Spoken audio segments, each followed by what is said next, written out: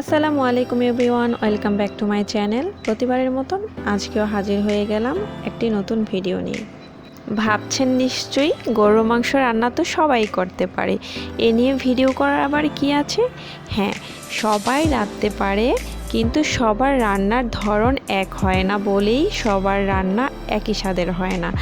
এক একজনের রান্না এক এক রকম হয়।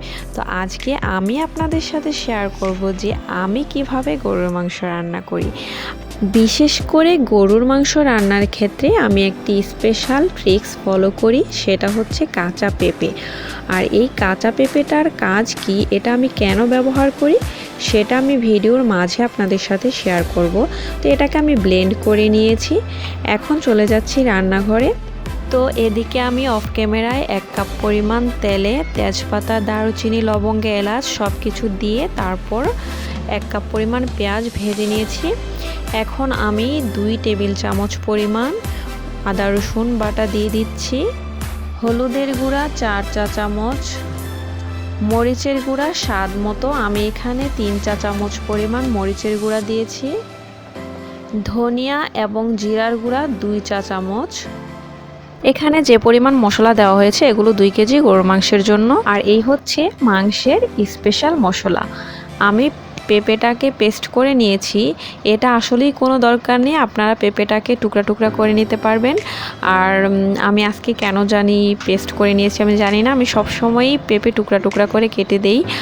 আর এই পেঁপেটার কাজ হচ্ছে মাংসটাকে নরম করে এবং মাংসটা খুব তাড়াতাড়ি সেদ্ধ হতে সাহায্য করে।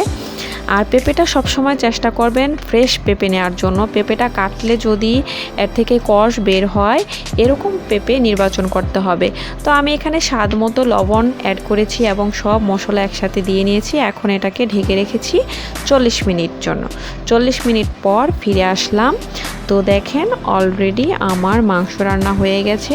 আমি এখানে এক ফোঁটা পানিও ইউজ করিনি। তো নতুন রাঁধুনিদের উদ্দেশ্যে একটি কথা না বললেই নয়, সেটা হচ্ছে প্রথম 10 থেকে 15 মিনিট আমি মাংসটাকে হাই ফ্লেমে রান্না করে নিয়েছি।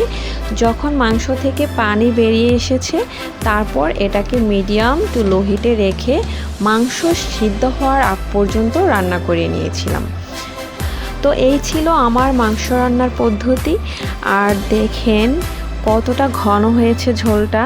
আসলে এই মাংসটা চিতই পিঠা এবং রুটি দিয়ে খেতে জাস্ট অনেক মজা লাগে।